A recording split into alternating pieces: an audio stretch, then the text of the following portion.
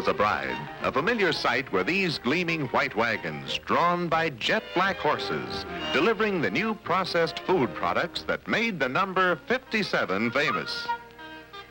Fascinating is the story of these famed draft horses, for which buyers scoured the country.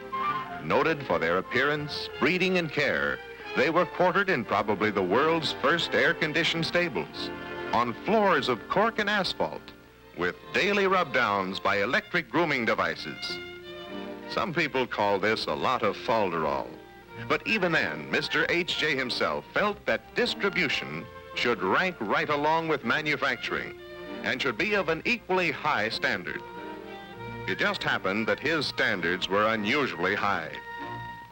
You see, before Heinz, much of a housewife's food was largely seasonal. Not only seasonal, but hard to get, far from where it was grown. It was not enough that the little brick house at Sharpsburg, PA, grew into the big kitchen that spread from coast to coast. The founder and his men realized it was equally important to put the foods where any housewife, anytime, could reach out and get them. So, just as the processing plants were located in the best growing areas, distribution centers were next established in all parts of the country where they would best serve the customers. Let's see how the system works. Take any of the famous 57 varieties. All right, take ketchup. This housewife did. We knew she was going to, more than a year ago. Oh, we didn't know her name, but we did know that approximately so many shoppers, including hotels, restaurants, and institutions in every community in the United States, would buy so many millions of bottles of Heinz ketchup this year. This survey was made by the Business Research Department. They told planning and distribution, who in turn told manufacturing how much was needed. Manufacturing figured out how many of those special pedigreed tomatoes to plant through their contract farmers all summer. Factory men kept check on the growing crop to make sure the quality and quantity would be right. Comes the harvest, and they know they will have the right amount to fill the demand. Of course, these ripe, luscious beauties, fairly bursting with vitamins, will go into other things besides ketchup. Appetizing juice, nourishing soups, and delicious sauce to combine with spaghetti, baked beans, and other products, including strained baby foods. But let's stick to ketchup as our typical example. The big pack in this line begins in mid or late summer. The New Year's sales start simultaneously. That means the last of the previous pack must be just leaving the grocer shelves. That's a ruling principle of this amazing system, a continuous flow of as many products as possible from the processing plant to the warehouses, to the grocer's shelves, to Mrs. Housewife's kitchen. Something like this. Take one small section of the map. The produce comes into the plant, is processed, and moves out to the proper warehouses. From the warehouse to the food stores in its territory, or to hotels and restaurants. And from the stores to the surrounding homes. Repeat that in all parts of the country with 57 different varieties, and the varieties within varieties adding up to at least twice that number, and you begin to get some idea why this gigantic system is the pattern of national distribution in America.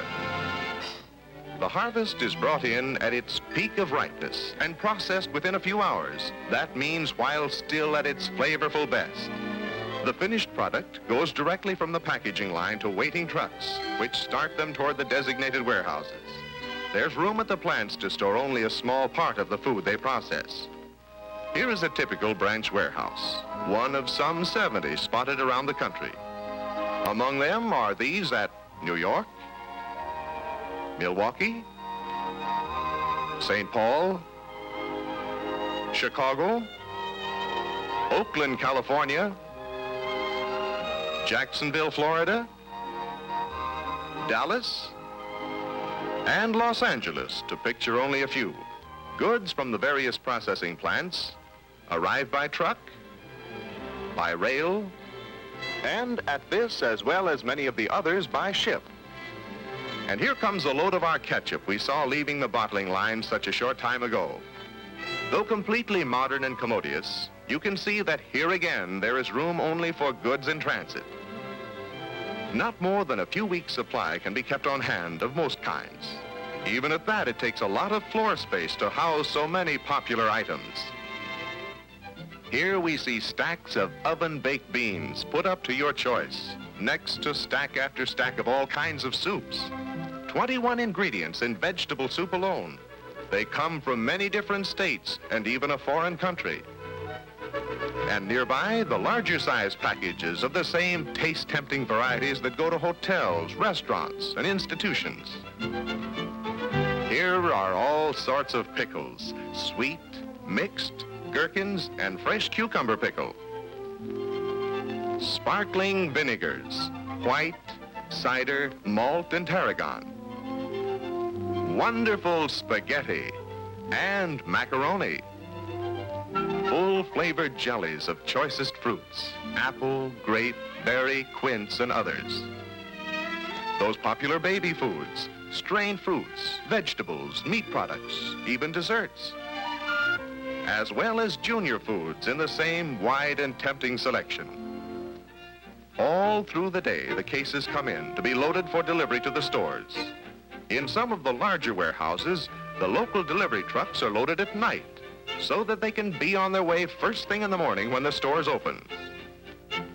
These are the glistening white motor trucks that replaced the gleaming white delivery wagons of days gone by.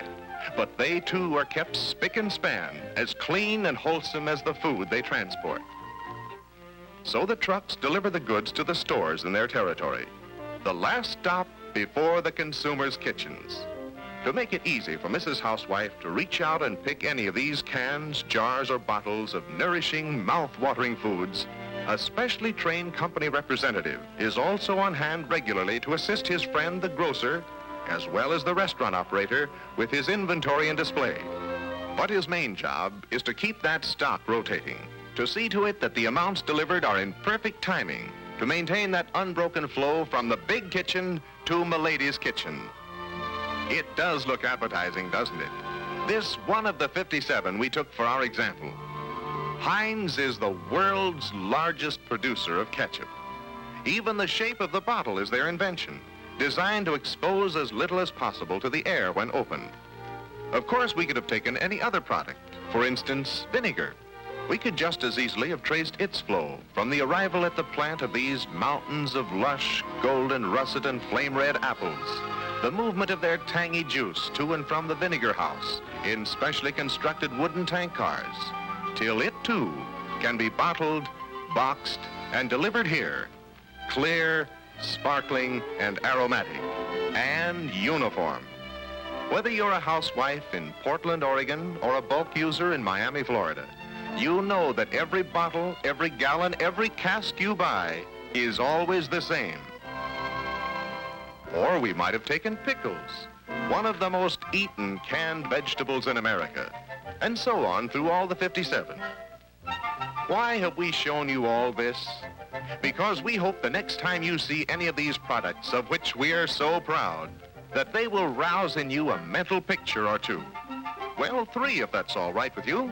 So the next time you see a can of, say, Heinz cream of tomato soup, you will see through and back of the famous label baskets of those garden-ripe aristocrats of tomatoes to be brought together with rich, sweet cream in stainless steel kettles under the loving care of famous chefs who know exactly when to say, "That's it." That is one of the pictures we'd like you to see when you pick up this can.